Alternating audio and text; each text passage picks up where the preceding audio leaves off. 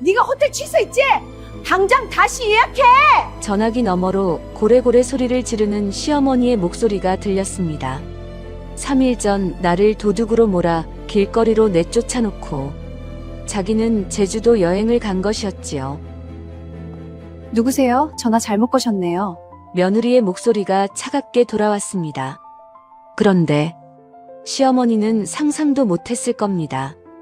지금 자신이 서 있는 이 호텔의 주인이 누구인지, 그리고 15년을 종처럼 부려먹은 며느리의 진짜 정체가 무엇인지를요. 인생 이야기들. 지금부터 며느리를 도둑으로 몰아쫓아낸 시어머니가 호텔 예약이 취소됐다며 전화하자 누구세요? 라며 모른 척 한 며느리 이야기를 들려드리겠습니다. 새벽 4시. 도시는 아직 잠들어 있었어요. 가로등 불빛만이 텅 빈 골목을 희미하게 비추고 있었지요. 서윤아는 알람이 울리기 전에 눈을 떴어요. 몸이 시간을 기억하고 있었습니다. 15년이라는 세월이 그녀의 몸에 새겨놓은 습관이었지요. 이불을 걷어내고 일어나는 동작에는 망설임이 없었어요. 오늘도 어제와 같은 하루가 시작될 테니까요. 찬물로 세수를 하고 거울을 보았습니다. 35. 얼굴에는 또래보다 깊은 주름이 새겨져 있었어요.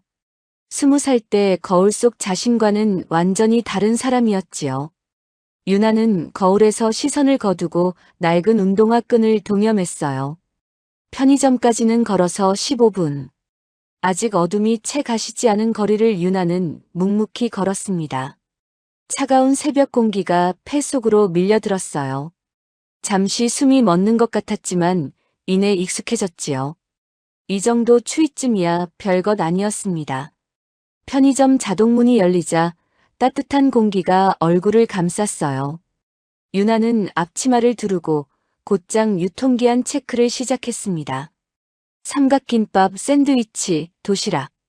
손은 기계처럼 움직였지요. 머리로 생각할 필요도 없었어요. 아줌마, 담배 하나요. 첫 손님이었습니다. 술 냄새를 풍기는 젊은 남자가 카운터 앞에 섰어요. 유나는 고개를 숙이며 담배를 건넸지요. 감사합니다. 안녕히 가세요. 목소리는 늘 그랬듯 낮고 조용했어요. 남자는 대답도 없이 문을 나섰습니다. 유나는 신경 쓰지 않았어요. 15년간 수없이 겪어온 일이었으니까요. 오전 11시. 편의점 알바를 마친 유나는 곧장 동네 반찬 가게로 향했습니다. 점심시간 전에 도착해야 했어요. 배추를 절이고 양념을 버무리고 김치를 담그는 일. 손은 쉴 틈이 없었지요. 유나 씨, 오늘 주문 많아. 배추 2포기 더 절여줘요. 사장님의 말에 유나는 고개를 끄덕였어요. 대답 대신 행동으로 보여주는 편이었지요. 그게 그녀가 15년간 살아온 방식이었습니다. 말은 적게, 일은 많이. 그러면 탈이 없었어요. 저녁 6시가 되어서야 유나는 집으로 돌아갈 수 있었습니다. 2가지 일을 해도 손에 남는 돈은 없었어요. 월급은 고스란히 생활비로 들어갔지요. 아니, 정확히 말하면 생활비조차 아니었습니다. 집 앞에 도착하자 유나의 발걸음이 잠시 멈췄어요. 현관문 너머로 텔레비전 소리가 들렸습니다. 남편 정우가 집에 있다는 뜻이었지요. 유나는 깊이 숨을 들이쉬고 문을 열었어요. 왔어? 소파에 누운 정우가 눈도 마주치지 않고 말했습니다. 손에는 게임 컨트롤러가 들려 있었지요. 화면에서는 총소리가 요란하게 울렸어요. 네. 저녁 준비할게요. 유나는 신발을 벗으며 대답했습니다.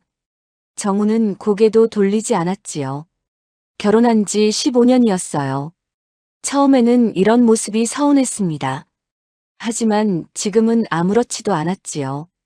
무감각해진다는 건 이런 것이었어요. 부엌에 들어서자 설거지거리가 싱크대에 쌓여 있었습니다. 아침에 나가기 전에는 분명 깨끗했는데요. 유나는 한숨을 삼키고 고무장갑을 꼈어요. 저녁 7시. 식탁에 밥상이 차려졌습니다. 된장찌개, 불고기, 나물 3가지. 유나는 시어머니 방문을 두드렸어요. 어머님, 저녁 차렸습니다. 문이 열리고 시어머니 최금순이 나왔습니다. 64. 파마머리에 금팔찌가 번쩍였어요. 낮에 어디 다녀왔는지 화장이 짙었지요. 금수는 식탁 앞에 앉더니 된장찌개를 한 숟갈 떴어요. 입안에서 굴리더니 이내 얼굴을 찌푸렸습니다. 밥 왜 이렇게 짜? 다시 해. 숟가락이 탁 소리를 내며 상에 놓였어요. 유나는 고개를 숙였습니다. 죄송해요, 어머님. 바로 다시 끓일게요. 찌개는 짜지 않았어요. 유나는 알고 있었습니다. 하지만 말대꾸는 하지 않았지요. 그게 15년간 배운 생존법이었어요. 부엌에서 다시 찌개를 끓이는 동안 금순의 목소리가 들려왔습니다. 정우야, 엄마 오늘 백화점 갔다 왔어. 친구들 만났는데 다들 부러워하더라. 그래요, 엄마. 좋은 거 많이 사셨어요? 정우의 목소리가 평소보다 다정했어요. 엄마 앞에서는 늘 그랬지요. 유나는 냄비를 저으며 입술을 깨물었습니다. 당연하지. 우리 아들이 다 해주잖아. 효자야, 효자. 금순의 웃음소리가 부엌까지 퍼졌어요. 유나는 알고 있었습니다. 금순의 지갑에 들어있는 건 자신의 명의로 된 카드라는 것을요. 아들 자랑을 하면서 실제로는 며느리가 벌어온 돈으로 쇼핑을 한다는 것을요. 하지만 아무 말도 하지 않았습니다. 15년 동안 단 한 번도 말한 적이 없었어요. 저녁 식사가 끝났습니다. 정우는 다시 소파로 가서 게임을 시작했어요. 금수는 텔레비전 앞 안락 의자에 앉아 드라마를 틀었지요. 유나는 설거지를 하고 바닥을 닦고 빨래를 개었어요. 시어머니가 일어서면 함께 일어서야 했고 시어머니보다 먼저 앉을 수 없었습니다. 그게 이 집의 규칙이었지요. 걸레질을 이따위로 해? 금순이 바닥을 내려다보며 말했어요. 유나는 무릎을 꿇고 다시 걸레를 짰습니다. 죄송해요. 다시 할게요. 금수는 콧방귀를 뀌고 다시 드라마에 집중했어요. 유나의 무릎이 시렸습니다. 하지만 표정은 변하지 않았지요. 감정을 드러내는 건 사치였어요.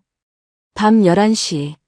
시어머니가 잠자리에 들고 나서야 유나는 자신의 시간을 가질 수 있었습니다. 작은 방 구석에 놓인 낡은 노트북을 열었어요. 화면이 켜지자 엑셀 파일이 떴습니다. 2억 3천만 원. 15년간 시댁에 쓴 돈이었어요. 시어머니 생활비, 용돈, 쇼핑비, 외식비, 여행비, 남편의 게임 구매비, 유흥비, 차량 유지비, 모든 영수증과 이체 내역이 빠짐없이 기록되어 있었습니다. 유나는 오늘 날짜에 새로운 항목을 추가했어요. 시어머니 백화점 쇼핑 35만 원. 손가락이 키보드 위에서 멈췄습니다. 잠시 화면을 바라보다가 파일을 저장하고 닫았지요. 왜 이 기록을 하는지 유나 자신도 정확히 알지 못했어요. 처음에는 그저 가계부를 쓰는 마음이었습니다. 하지만 어느 순간부터 습관이 되었지요. 마치 일기를 쓰듯이 매일 밤 기록을 남겼어요. 이것만이 유일하게 자신의 것이었습니다. 노트북을 덮으려는 순간 유나의 손이 멈췄어요. 서랍 깊숙이 무언가가 걸렸습니다. 손을 넣어 꺼내보니 오래된 사진 한 장이었지요. 사진 속에는 고급 양복을 입은 중년 남성이 서 있었어요. 그 옆에 20살의 자신이 함께 있었습니다. 환하게 웃고 있는 얼굴. 지금과는 완전히 다른 표정이었지요. 사진 뒷면에는 글씨가 희미하게 보였어요. 대명그룹 창립 30주년 기념식. 유나는 사진을 오래 바라보았습니다. 손끝이 떨렸어요. 15년 전 그날이 떠올랐습니다. 저 남자랑 결혼하면 다시는 이 집에 발 들이지 마라. 아버지의 마지막 말이었어요. 차갑고 단호한 목소리. 그날 이후로 유나는 단 한 번도 친정에 연락하지 않았습니다. 아버지가 그렇게 말했으니까요. 자존심 때문이기도 했고 부끄러움 때문이기도 했지요. 정우를 처음 만났을 때 그는 달콤한 말을 많이 했어요. 당신만 있으면 돼. 돈이 뭐가 중요해. 사랑만 있으면 되지. 20살의 유나는 그 말을 믿었습니다.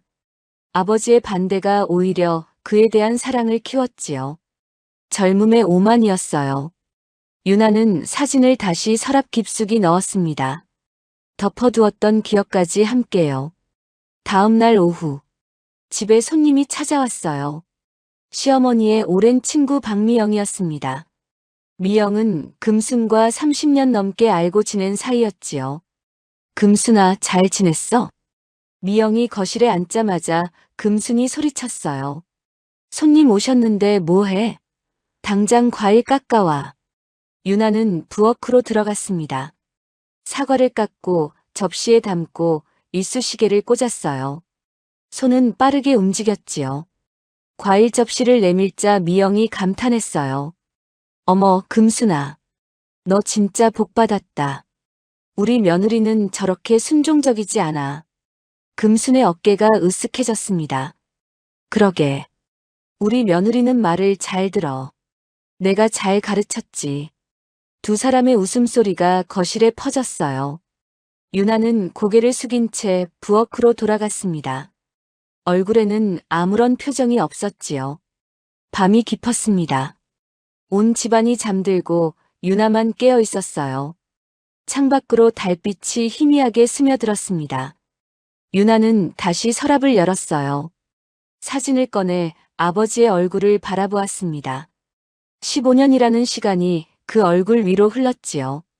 아버지도 늙었겠다고 생각했어요. 전화를 걸까 하는 생각이 스쳤습니다. 하지만 손가락은 움직이지 않았어요. 무슨 말을 해야 할지 몰랐습니다. 자신이 틀렸다는 걸 인정하는 것 같아서 두려웠지요.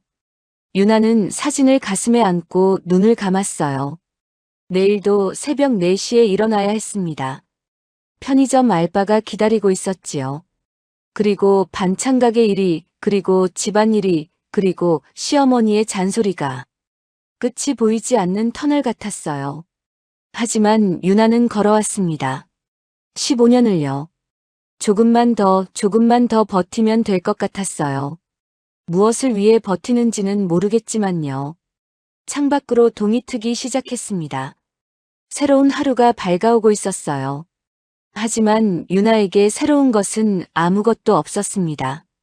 어제와 같은 오늘이, 오늘과 같은 내일이 기다리고 있을 뿐이었지요. 아직은요. 며칠 후, 평소와 다름없는 오후였어요. 유나는 반찬 가게에서 돌아와 부엌에서 설거지를 하고 있었습니다. 수돗물 소리에 묻혀 거실의 웅성거림이 희미하게 들려왔지요. 오늘은 시어머니가 친구들을 집으로 초대한 날이었어요. 미영을 포함해 4명이 거실에 모여 앉았습니다. 간간히 터지는 웃음소리가 부엌까지 퍼졌지요.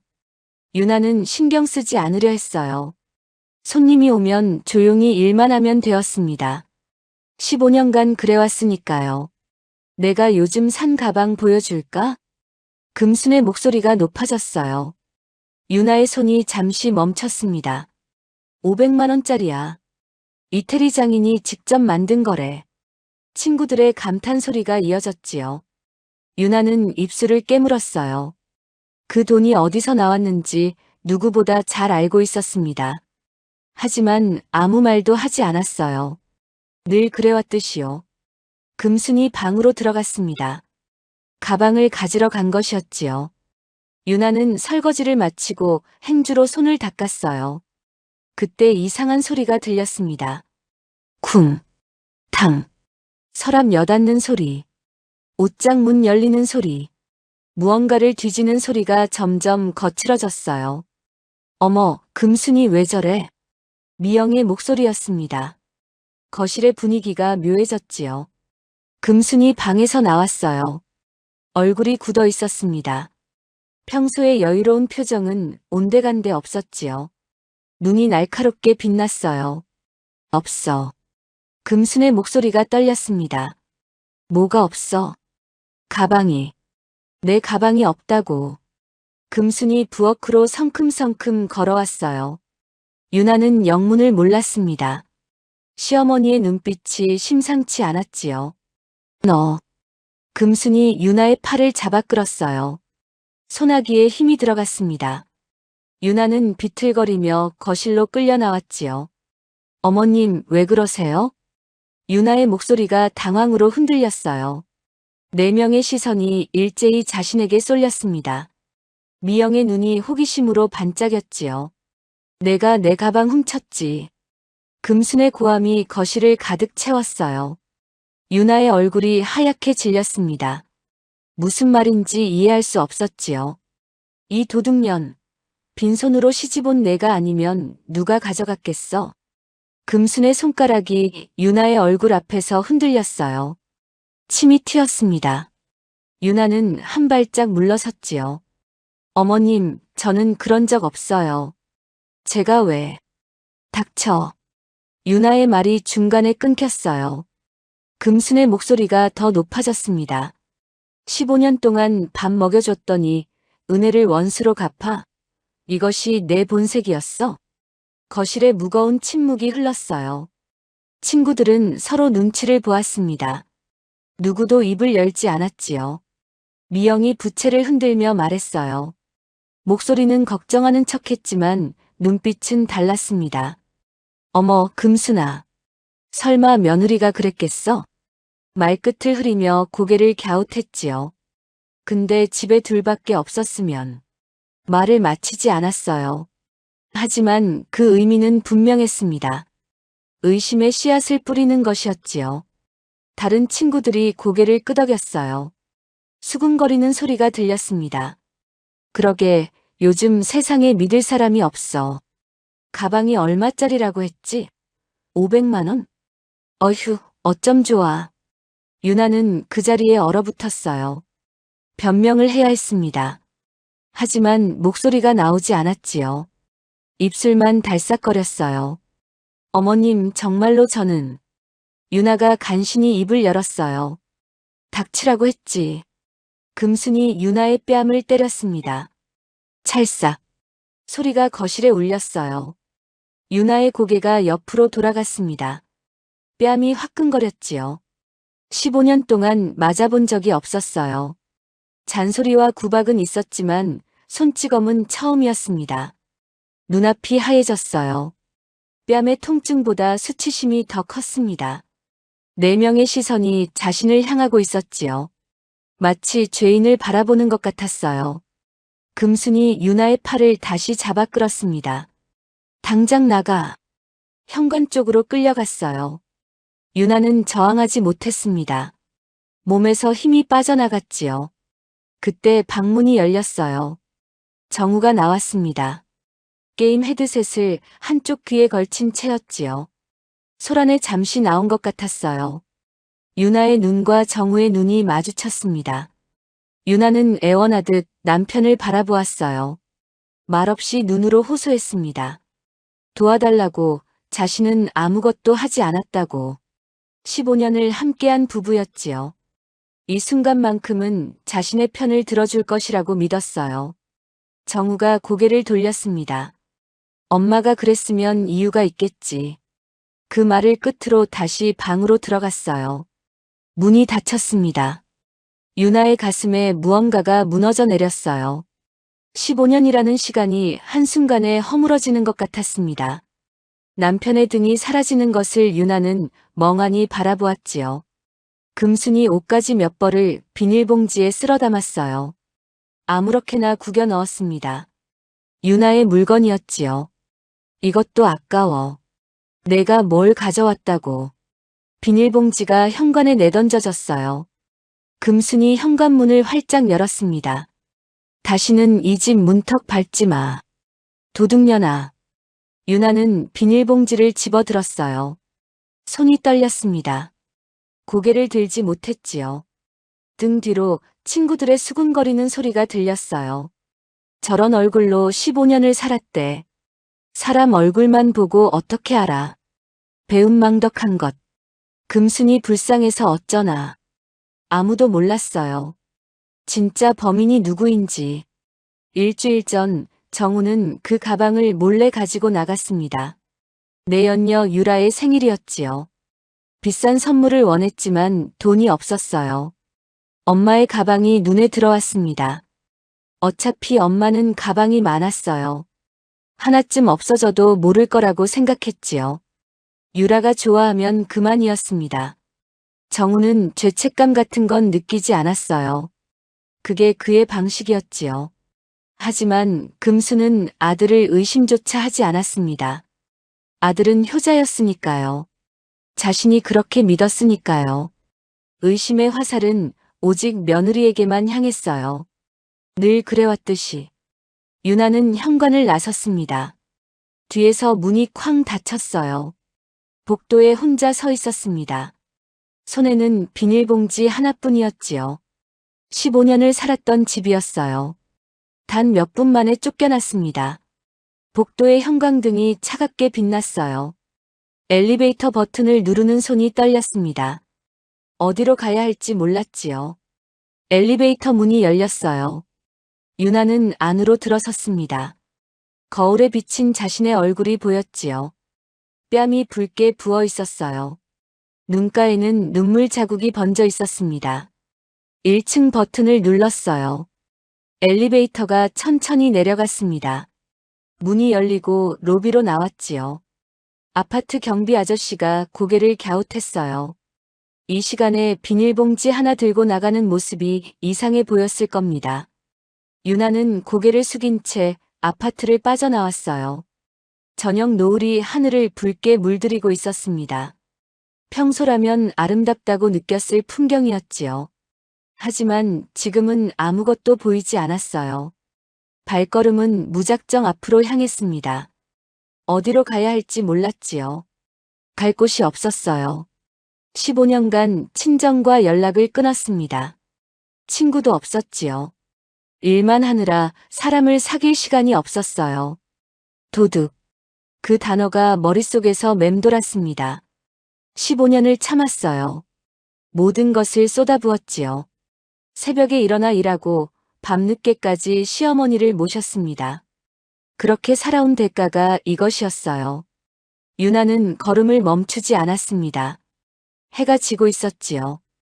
어둠이 서서히 밀려오고 있었어요. 긴 밤이 시작되려 하고 있었습니다. 유나는 갈 곳이 없었어요. 발걸음은 무작정 앞으로 향했습니다. 어디로 가는지도 몰랐지요. 그저 걸었어요. 익숙한 골목을 지나고 낯선 거리를 건넜습니다. 해가 완전히 지고 가로등이 하나둘 켜졌지요.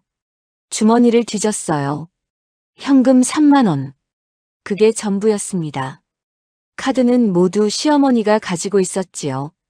자신의 명의로 된 카드인데도요. 15년간 번 돈이 고스란히 시댁으로 흘러들어갔습니다. 손에 남은 건 비닐봉지 하나와 푼돈뿐이었어요. 역 근처가 눈에 들어왔습니다. 24시간 카페의 불빛이 보였지요. 유나는 그곳으로 들어갔어요.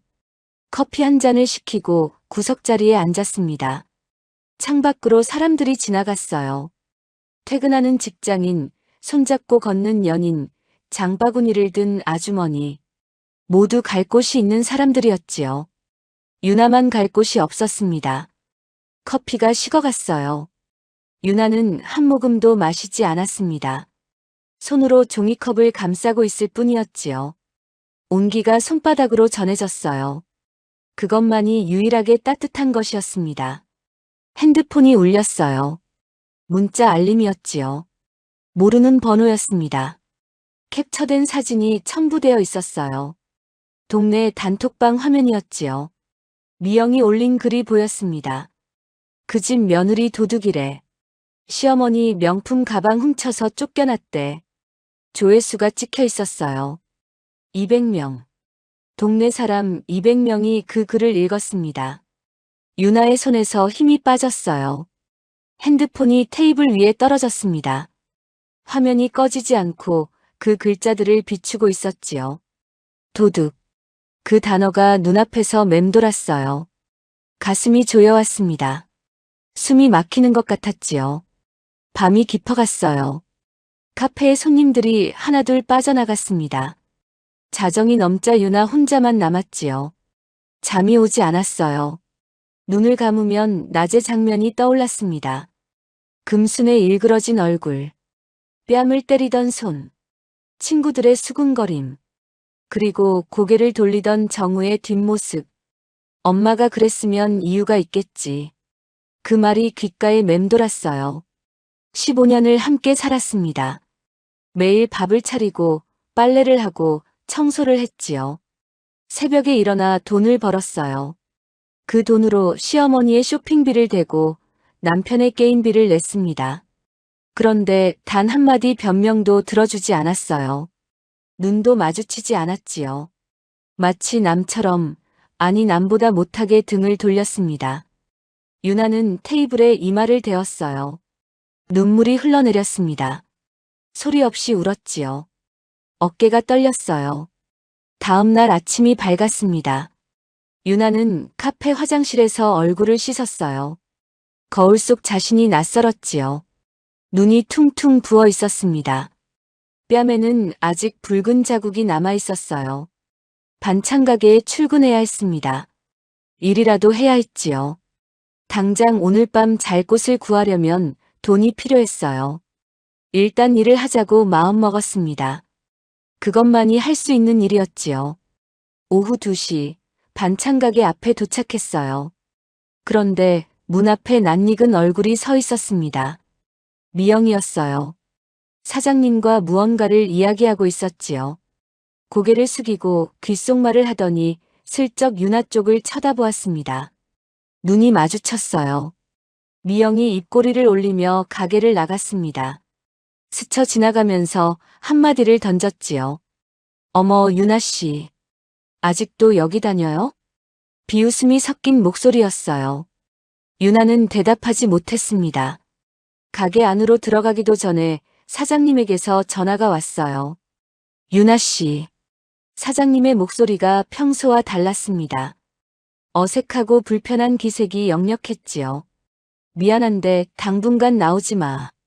유나의 심장이 철렁 내려앉았어요. 사장님, 저는 정말 안 그랬어요. 오해예요.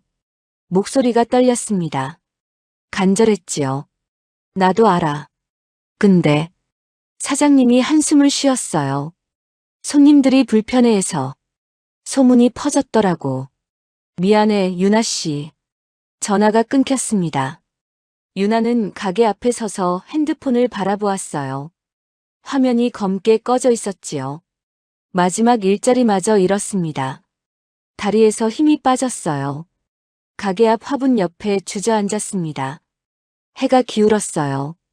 유나는 다시 걷기 시작했습니다. 어디로 가는지 몰랐지요. 그저 걸었어요. 편의점 앞을 지나갔습니다. 새벽마다 출근하던 곳이었지요. 유리문 너머로 새 직원이 보였어요. 유나의 자리를 대신하고 있었습니다. 발걸음이 멈췄지요. 잠시 바라보다가 고개를 돌렸어요. 공원 벤치에 앉았습니다. 노을이 지고 있었지요. 하늘이 붉게 물들었어요. 어린아이가 엄마 손을 잡고 지나갔습니다. 웃음소리가 들렸지요. 유나는 무릎에 얼굴을 묻었어요. 15년이었습니다. 15년 동안 참았어요. 모든 것을 쏟아부었지요. 새벽에 일어나고 밤늦게 잠들었습니다. 시어머니의 구박을 견뎠어요. 남편의 무관심을 참았지요. 남은 건 뭐였을까요? 도둑이라는 낙인, 갈 곳 없는 밤, 비닐봉지 하나와 3만 원. 그게 전부였어요. 밤이 다시 찾아왔습니다. 유나는 어젯밤과 같은 카페에 앉았어요. 같은 자리였지요. 커피 한 잔을 시켰습니다. 또 한 끼를 걸은 셈이었어요. 핸드폰을 꺼내 연락처를 열었습니다. 스크롤을 내렸지요. 전화할 사람이 없었어요. 15년간 사람을 사귀지 못했습니다. 일만 했지요. 친구라고 부를 만한 사람이 단 한 명도 없었어요. 화면을 내리다가 손가락이 멈췄습니다. 아버지. 15년간 한 번도 누르지 않았던 이름이었어요. 번호는 바뀌지 않았을까요? 아직 이 번호를 쓰고 계실까요? 저 남자랑 결혼하면 다시는 이 집에 발 들이지 마라. 아버지의 마지막 말이 떠올랐어요. 차갑고 단호한 목소리였지요. 그날 이후로 연락하지 않았습니다. 아버지가 그렇게 말했으니까요. 자존심 때문이기도 했고 부끄러움 때문이기도 했지요. 잘못을 인정하는 것 같아서 두려웠어요. 새벽 1시가 넘었습니다. 카페에는 유나 혼자뿐이었어요. 형광등 불빛이 차갑게 내리쬐었지요. 비닐봉지를 뒤졌어요. 옷가지 사이에서 무언가가 손에 잡혔습니다. 낡은 사진 한 장이었지요. 쫓겨날 때 옷과 함께 쓸려 들어간 것이었어요. 사진 속 아버지의 얼굴을 바라보았습니다.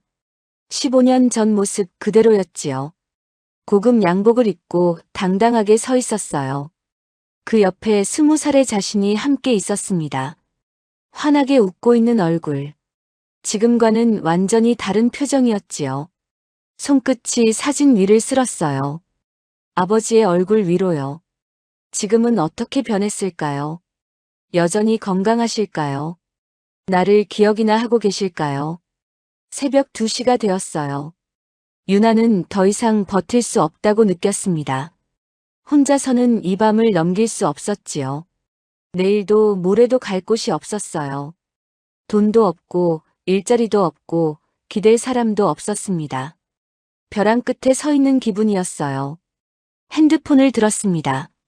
손가락이 떨렸지요. 아버지의 이름 위에서 멈췄어요. 망설임이 길어졌습니다. 받아주실까요? 아니면 끊어버리실까요? 15년 전 그 말대로 다시는 발 들이지 말라고 하실까요? 두려웠어요. 하지만 더 두려운 건 이대로 무너지는 것이었습니다. 떨리는 손가락이 통화 버튼을 눌렀어요. 신호음이 울렸습니다. 1번, 2번, 3번. 심장이 터질 것 같았어요. 받지 않으면 어쩌나 하는 생각이 들었습니다. 그러면 정말 끝이었지요. 4번째 신호음이 끊겼어요. 여보세요? 낮고 굵은 목소리였습니다. 15년 만에 듣는 목소리였지요. 변하지 않았어요. 그대로였습니다. 유나의 입술이 떨렸어요. 목이 메었습니다. 말이 나오지 않았지요. 여보세요? 누구요? 아버지의 목소리가 다시 들렸어요. 끊으려는 것 같았습니다. 유나는 있는 힘을 다해 입을 열었어요. 아버지. 목소리가 갈라졌습니다. 저 유나예요. 전화기 너머로 긴 침묵이 흘렀어요. 1초가 1년처럼 느껴졌습니다. 숨소리만 들렸지요. 유나의 눈에서 눈물이 흘러내렸어요. 볼을 타고 턱 끝으로 떨어졌습니다. 끊으시려나. 그 생각이 스쳤어요. 그때 아버지의 목소리가 떨렸습니다. 기다렸다. 짧은 침묵 후에 다시 말씀하셨어요. 어디 있니? 유나는 대답하지 못했습니다. 울음이 터져 나왔지요. 15년간 참아왔던 것들이 한꺼번에 쏟아져 나왔어요. 전화기 너머로 아버지의 숨소리가 들렸습니다. 기다려주고 계셨어요. 아무 말 없이요. 15년간 닫아두었던 문이 열리는 소리가 들렸습니다. 길고 긴 밤의 끝에서 희미한 빛 한 줄기가 보이기 시작했지요. 사흘이 지났어요. 유나는 제주도행 비행기에 올랐습니다. 아버지가 보내준 비행기표였지요. 전화 통화 후 다음 날 아버지의 비서가 찾아왔어요. 호텔 방을 잡아주고 새 옷을 사다 주고 비행기표를 건네주었습니다. 회장님께서 제주도에서 기다리신다고 하셨습니다. 비서의 말에 유나는 고개를 끄덕였어요. 아직 실감이 나지 않았지요. 15년 만에 아버지를 만난다는 것이요. 비행기 창밖으로 구름이 흘러갔습니다. 유나는 창에 이마를 대고 눈을 감았어요. 지난 사흘간의 일이 꿈만 같았지요. 제주도 공항에 내리자 검은 승용차가 기다리고 있었어요. 기사가 문을 열어주었습니다. 유나는 어색하게 뒷좌석에 앉았지요. 차는 해안도로를 따라 달렸어요. 푸른 바다가 창밖으로 펼쳐졌습니다. 15년 만에 보는 바다였지요. 시집간 후로 여행 한 번 가본 적이 없었어요. 30분쯤 달렸을까요? 거대한 건물이 눈앞에 나타났습니다. 그랜드 오션 팰리스 호텔. 제주도에서 가장 큰 호텔이었지요. 차가 호텔 정문에 멈췄어요. 도어맨이 달려와 문을 열었습니다. 유나가 내리자 로비에서 누군가 걸어 나왔지요. 아버지였어요. 서동환. 대명그룹 회장. 15년 전보다 머리가 많이 휘어졌습니다. 주름도 깊어졌지요. 하지만 눈빛은 변하지 않았어요. 여전히 깊고 단단했습니다. 왔구나. 아버지의 목소리가 떨렸어요. 유나는 그 자리에 서서 아버지를 바라보았습니다. 눈시울이 뜨거워졌지요. 아버지. 더 이상 말이 나오지 않았어요. 아버지가 한 걸음 다가왔습니다. 그리고 유나를 안았지요. 고생 많았다. 아버지의 품에서 15년간 참았던 눈물이 터져 나왔어요. 호텔 스위트룸에서 아버지와 마주 앉았습니다. 창밖으로 바다가 보였지요. 햇살이 방 안가득 쏟아져 들어왔어요. 15년 만이구나. 아버지가 조용히 말했습니다. 눈가가 붉어져 있었지요. 아비가 미안하다. 그때 그렇게 말하지 말았어야 했는데. 유나는 고개를 저었어요. 아버지 잘못이 아니에요. 제가 고집을 부렸어요. 아니다. 내가 어떤 선택을 하든 아비는 내 편이었어야 했어. 그걸 깨닫는데 15년이 걸렸어. 아버지의 손이 유나의 손을 잡았습니다. 거칠고 따뜻한 손이었지요. 유나는 아버지에게 모든 것을 이야기했어요. 15년간의 시집살이, 새벽마다 일어나 일하던 것, 시어머니의 구박, 남편의 무관심, 그리고 도둑 누명을 쓰고 쫓겨난 일까지요. 아버지는 말없이 들었습니다. 표정이 점점 굳어졌지요. 주먹을 꽉 쥐고 있었어요. 이야기가 끝나자 아버지가 물었습니다. 증거가 있니? 유나는 핸드폰을 꺼냈어요. 15년간 기록해온 엑셀 파일을 열었습니다. 시댁에 쓴 돈이에요. 2억 3천만 원. 영수증하고 이체 내역 전부 있어요. 아버지의 눈이 커졌습니다. 15년간 이걸 기록했단 말이야? 네. 처음에는 그냥 가계부였는데 어느 순간부터 습관이 됐어요. 아버지는 화면을 천천히 스크롤했어요. 빼곡하게 적힌 숫자들을 보았지요. 입술을 꽉 깨물었습니다. 내 딸이 이런 고생을 했구나. 목소리가 떨렸어요. 아버지는 바로 변호사를 불렀습니다. 그룹 법무팀장 김현수였지요. 유나의 엑셀 파일을 넘겨받은 현수는 눈을 크게 떴어요. 이 정도 자료면 충분합니다. 위자료 청구와 재산 분할 소송 모두 가능해요. 아버지가 고개를 끄덕였습니다. 최대한 빨리 진행해라. 알겠습니다. 그리고 현수가 잠시 망설이다 말을 이었어요. 명품 가방건도 조사해 볼까요? CCTV 기록을 확보하면 진범을 찾을 수 있을 겁니다. 유나의 눈이 커졌습니다. 그 생각은 못했어요. 아파트에 CCTV가 있다는 걸요. 해라. 철저하게. 아버지의 목소리가 단호했습니다. 그로부터 이틀 후. 같은 호텔 로비에 낯익은 얼굴들이 나타났어요. 금순이었습니다. 미영을 포함해 4명의 친구들을 이끌고 들어왔지요. 캐리어를 끌며 의기양양하게 걸었어요. 여기 스위트룸이 끝내줘. 우리 아들이 다 해줬어. 금순이 친구들에게 으스댔습니다. 미영이 감탄하는 척 말했지요. 어머, 금순아. 내 팔자가 진짜 좋다. 일행이 프런트 데스크에 다가갔어요. 금순이 당당하게 말했습니다. 최금순이요. 스위트룸 예약했어요. 직원이 컴퓨터를 확인했어요. 그런데 표정이 이상해졌지요. 죄송합니다, 고객님. 예약이 취소되어 있습니다. 금순의 얼굴이 굳었습니다. 뭐라고? 그럴 리가 없어. 다시 확인해봐. 직원이 다시 확인했어요. 하지만 결과는 같았지요. 예약자 본인이 직접 취소하셨습니다. 금순의 얼굴이 불그락푸르락해졌어요. 핸드폰을 꺼내 전화를 걸었습니다. 유나에게요. 신호음이 3번 울린 후 연결되었어요.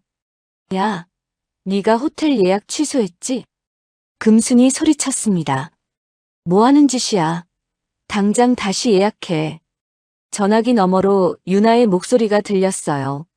차갑고 담담한 목소리였지요. 누구세요? 전화 잘못 거셨네요. 금순이 버럭 소리 질렀습니다. 나야. 시어머니 최금순.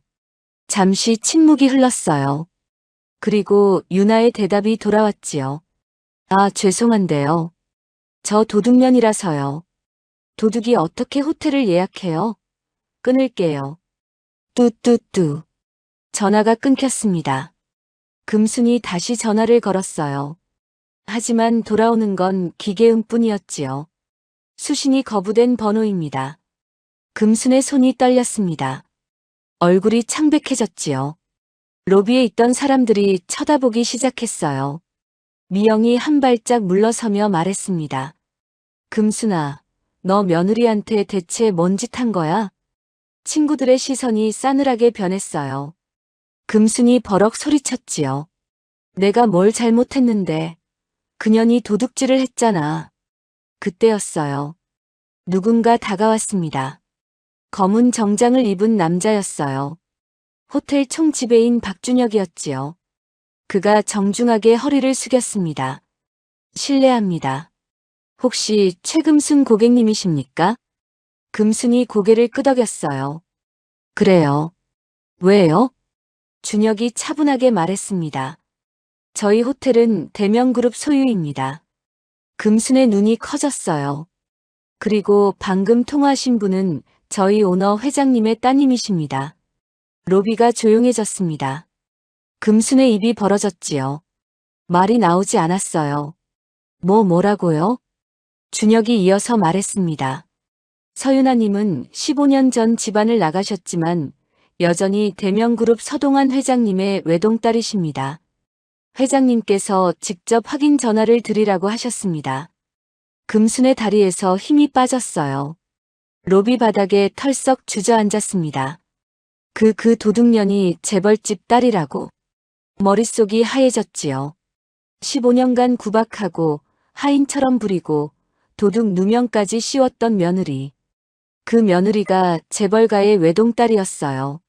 미영이 슬그머니 뒤로 물러났습니다. 다른 친구들도 거리를 두기 시작했지요. 금순아, 나 갑자기 일이 생겨서. 나도 먼저 가볼게. 친구들이 하나둘 사라졌어요. 금순은 로비 바닥에 주저앉은 채 멍하니 앉아 있었습니다. 그럴 리가 없어. 그럴 리가. 중얼거리는 목소리가 점점 작아졌지요. 그 시각 호텔 스위트룸에서 유나는 창밖을 바라보고 있었어요. 바다가 햇살에 반짝이고 있었지요. 아버지가 다가왔습니다. 마음이 어떠냐? 유나는 잠시 생각했어요. 후련하지는 않아요. 그냥 담담해요. 아버지가 고개를 끄덕였습니다. 그게 맞는 거다. 복수는 달콤하지 않아. 하지만 내 권리는 찾아야 해. 유나는 아버지를 바라보았어요. 아버지, 감사해요. 15년 만에 연락했는데도 이렇게 도와주셔서. 아버지의 눈가가 붉어졌습니다.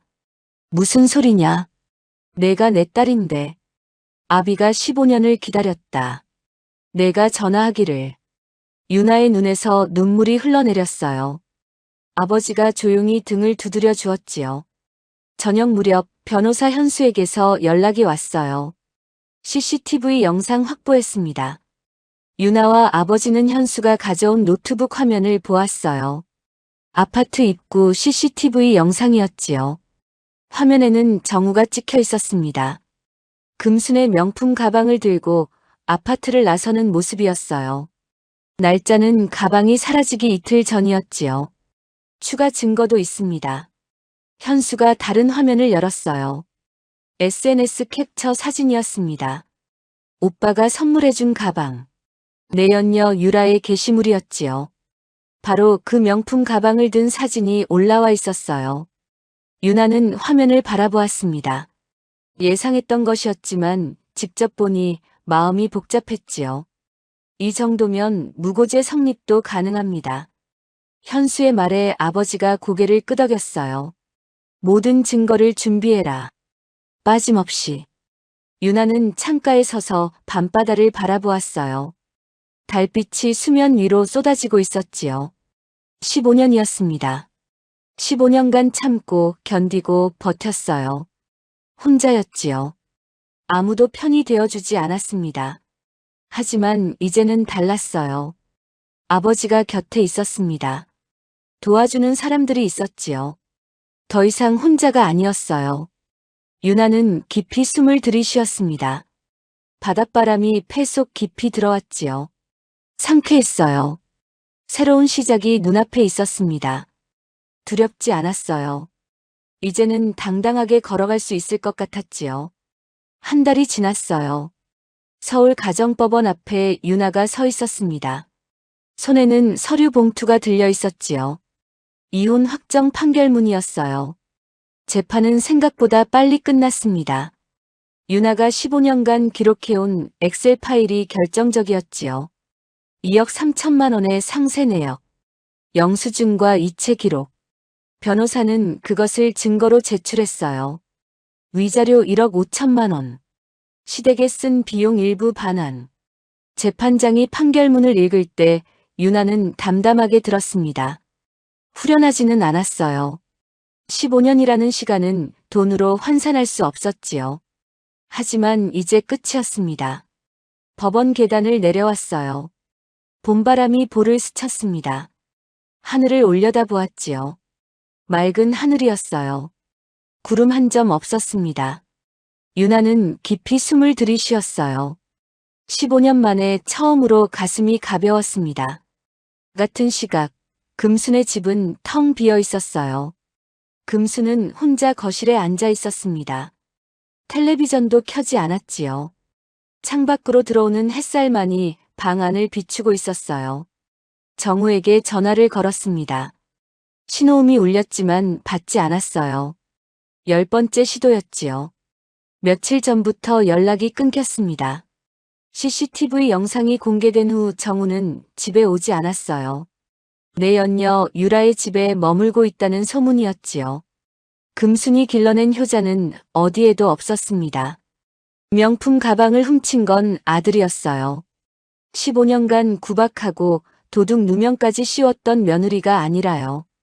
진실은 너무 늦게 밝혀졌지요. 금수는 핸드폰을 들어 미영에게 전화를 걸었습니다. 미영아, 나야. 오늘 시간 있어? 차 한잔 하자. 전화기 너머로 미영의 목소리가 들렸어요. 금순아, 나 요즘 바빠서 당분간 못 만나. 이해해줘. 금순이 다급하게 말했습니다. 미영아, 너마저 이러면 어떡해. 미영의 목소리가 차가워졌어요. 내가 뭘 어떻게 해. 내가 며느리한테 잘못한 거잖아. 그리고 동네에 소문 퍼뜨린 것도 미안하게 됐네. 끊을게. 뚜뚜뚜. 30년 우정이 끊어졌습니다.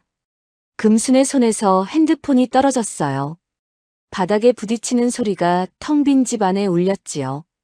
유나에게 전화를 걸어보았습니다. 하지만 돌아오는 건 기계음뿐이었어요.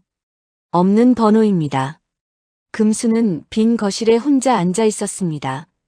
아들도 떠나고 친구들도 등을 돌렸지요. 남은 건 아무것도 없었어요. 일주일 후, 유나는 새 아파트로 이사했어요. 서울 한강이 보이는 곳이었습니다. 아버지가 마련해준 집이었지요. 이삿짐을 풀면서 낡은 사진 한 장을 꺼냈어요. 15년간 간직해온 사진이었습니다. 아버지와 함께 찍은 사진. 20살의 자신이 환하게 웃고 있었지요. 유나는 사진을 거실 선반 위에 올려놓았어요. 이제 숨기지 않아도 되었습니다. 창문을 열었어요. 봄바람이 방 안으로 들어왔습니다. 한강 위로 햇살이 반짝이고 있었지요. 유나는 창가에 서서 오래도록 바라보았어요. 15년 만에 자신만의 공간이 생겼습니다. 누구의 눈치도 보지 않아도 되는 곳이었지요. 다음 날 아침, 유나는 눈을 떴어요. 알람이 울리지 않았습니다. 새벽 4시가 아니었지요. 시계를 보았어요. 아침 8시였습니다. 15년 만에 처음으로 늦잠을 잤어요. 침대에서 일어나 기지개를 켰습니다. 온몸이 개운했지요. 이렇게 푹 잔 건 언제였을까요? 기억나지 않았어요. 부엌으로 가서 커피를 내렸습니다. 향긋한 커피 향이 방 안에 퍼졌지요. 컵을 들고 창가에 섰어요. 아무것도 하지 않는 아침이었습니다. 누군가를 위해 밥을 차리지 않아도 되었어요. 시어머니의 눈치를 보지 않아도 되었지요. 남편의 게임 소리를 듣지 않아도 되었습니다. 고요했어요. 평화로웠지요. 유나는 커피를 한 모금 마셨습니다. 따뜻한 액체가 목으로 넘어갔어요. 작은 행복이었지요. 점심때 아버지에게서 전화가 왔어요. 유나야, 내일 회사 나올 수 있겠니? 내 자리 만들어뒀다. 유나의 심장이 두근거렸습니다. 아버지, 저 아직 준비가. 처음부터 높은 자리를 주는 건 아니다. 내가 15년간 쌓아온 경험이 있으니까. 살림을 꾸리고 가게를 관리하고 사람들을 대하는 일. 그것도 다 능력이야. 유나는 잠시 말이 없었어요. 아버지의 말이 가슴에 스며들었습니다. 천천히 배워가면 돼. 서두를 것 없어. 유나는 미소 지었어요.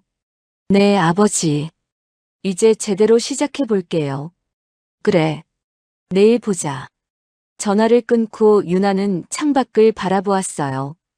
한강 위로 유람선이 지나가고 있었지요. 작은 배가 반짝이는 물결 위를 미끄러지듯 나아갔습니다. 다음 날 아침, 유나는 새 옷을 입고 거울 앞에 섰어요. 단정한 정장이었습니다. 15년 만에 처음 입어보는 옷이었지요. 거울 속 자신을 바라보았어요. 35. 주름이 있고 손은 거칠었습니다. 하지만 눈빛은 달라져 있었지요. 15년 전에 불안했던 눈빛이 아니었어요. 단단하고 맑은 눈빛이었습니다. 현관을 나서며 뒤를 돌아보았어요.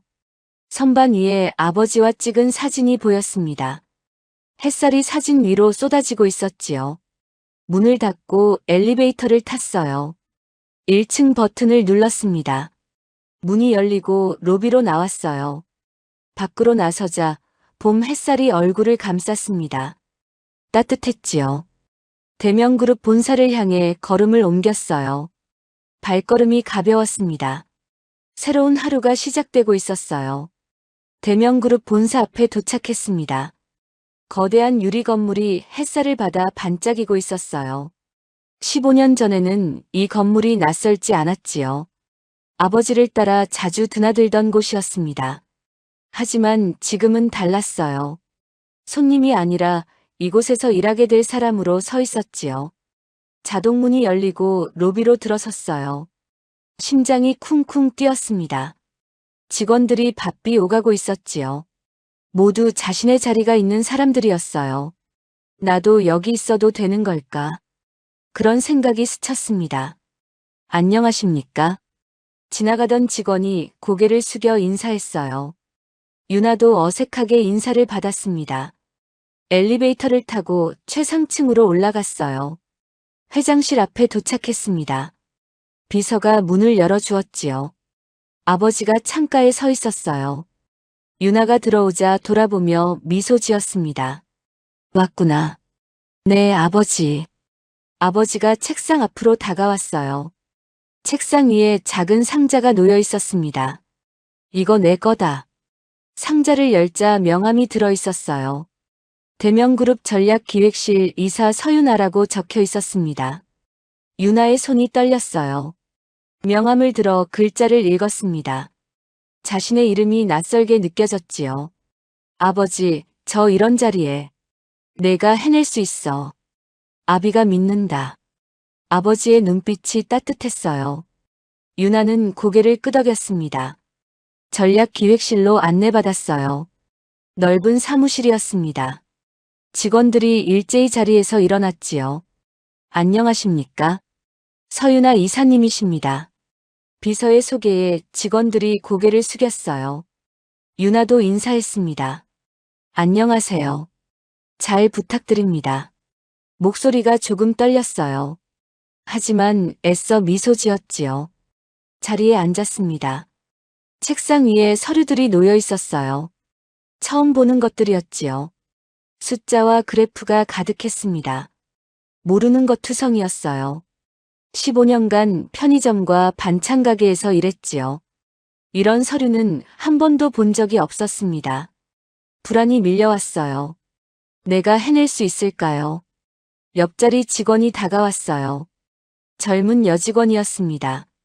이사님, 궁금하신 거 있으시면 편하게 물어보세요. 제가 도와드릴게요. 미소가 따뜻했어요. 유나는 고개를 끄덕였습니다. 고마워요. 모르는 게 많아서요. 괜찮아요. 처음이시니까요. 천천히 하시면 돼요. 그 말에 마음이 조금 놓였어요. 유나는 서류를 한 장씩 넘겨보았습니다. 모르는 용어가 나오면 메모했지요. 하나씩 천천히. 15년간 엑셀 파일을 기록하던 것처럼요. 할 수 있을 것 같았어요. 아니, 해내야 했습니다. 오후 내내 서류를 검토했어요. 모르는 것은 물어보고 메모하고 다시 읽었습니다. 머리가 복잡했지만 포기하지 않았지요. 일을 하다 보니 어느덧 해가 기울기 시작했어요. 창밖으로 노을이 보였습니다. 첫 출근이 끝나가고 있었어요. 힘들었지만 뿌듯했습니다. 오늘 하루를 버텨냈지요. 퇴근 시간이 되었어요. 유나는 가방을 들고 자리에서 일어났습니다. 수고하셨습니다, 이사님. 직원들이 인사했어요. 유나도 고개를 숙였지요. 네, 수고하셨어요. 내일 봐요. 엘리베이터를 타고 내려왔어요. 로비를 지나 건물 밖으로 나왔습니다. 저녁 바람이 얼굴을 스쳤지요. 유나는 깊이 숨을 들이쉬었어요. 해냈습니다. 첫날을요. 집에 도착하자 초인종이 울렸어요. 문을 열자 아버지가 서 있었습니다. 손에 케이크 상자를 들고 있었지요. 집들이 왔다. 첫 출근 축하도 할 겸. 유나는 웃음이 터져 나왔어요. 아버지, 케이크까지 사오셨어요? 내가 좋아하던 딸기 케이크다. 아직도 좋아하지? 유나의 눈시울이 뜨거워졌습니다. 15년 전 자신이 좋아하던 것을 아버지는 기억하고 있었어요. 네, 아직도 좋아해요. 둘은 거실에 앉아 케이크를 먹었습니다. 창밖으로 노을이 지고 있었지요. 하늘이 붉게 물들었어요. 아버지, 15년 동안 기다려주셔서 감사해요. 아버지의 눈가에 눈물이 맺혔습니다. 아비도 기다리길 잘했다. 그리고 아버지가 잠시 말을 멈췄어요. 그때 그렇게 말하지 말았어야 했다. 다시는 발 들이지 말라고. 그 말 때문에 내가 15년을 혼자 버텼구나. 유나는 고개를 저었어요. 아버지 잘못이 아니에요. 제가 고집을 부렸어요. 아니다. 내가 어떤 선택을 하든 아비는 내 편이었어야 했어. 아버지의 손이 유나의 손을 잡았습니다. 거칠고 따뜻한 손이었지요. 이제부터는 내가 내 편이다. 언제나. 유나의 눈에서 눈물이 흘러내렸어요. 밤이 깊어갔습니다. 아버지가 돌아간 후 유나는 베란다에 나가 앉았어요. 밤하늘에 별이 빛나고 있었지요. 15년이라는 시간을 생각했습니다. 새벽마다 일어나 편의점으로 향하던 길, 반찬 가게에서 김치를 담그던 손, 시어머니의 구박을 참으며 고개를 숙이던 자신, 남편의 무관심 속에서 홀로 엑셀 파일을 채워가던 밤들. 힘들었어요. 외로웠지요. 때로는 모든 것을 포기하고 싶었습니다. 하지만 포기하지 않았어요. 버텼지요. 그리고 마침내 여기까지 왔습니다. 15년 전 유나는 사랑만 있으면 된다고 생각했어요. 가족의 반대를 무릅쓰고 결혼했지요. 그게 용기라고 믿었습니다. 하지만 진짜 용기는 다른 것이었어요.